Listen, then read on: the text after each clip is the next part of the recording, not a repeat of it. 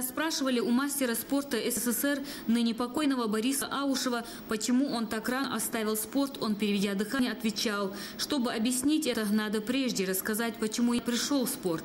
Свою трудовую деятельность Аушев начал в 16 лет, работая инструктором учебно-спортивного отдела Акмолинского облсовета. Был тренером детского спортивного общества «Спартак», где проработал без перерыва 8 лет. С 1958 по 1962 год работал директором Целиноградского стадиона завода «Казахсельмаш».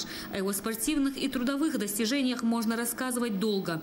В честь дня его рождения в музее была подготовлена обширная выставка, включающая в себя семейные фотографии, документы и, конечно, его многочисленные награды.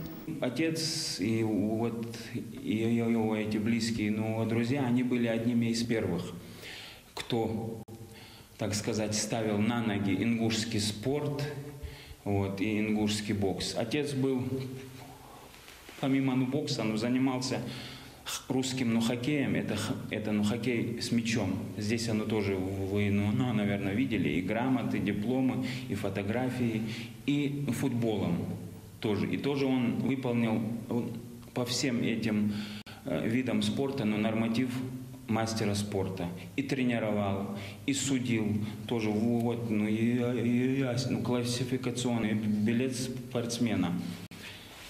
Здесь оно написано. И если можно, я явно прочитаю. Можно?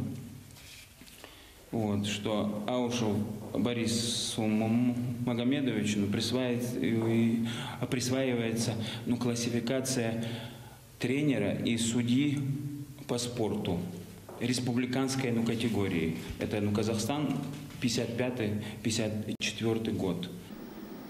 Среди экспонатов выставки есть характеристики, справки, удостоверения, которые были даны Аушеву Борису Магомедовичу. Они подтверждают то, что Борис вел тренерскую работу по боксу, по футболу, по хоккею, привлекался в качестве судьи на многочисленные турниры и соревнования. Среди его учеников много знаменитостей. Первопроходцу ингушского спорта Аушеву Борису в этом году исполнилось бы 80 лет. Марина Зортова, Ахмед Исмурзиев, Ибрагим Асканов, Вести, Ингушетия.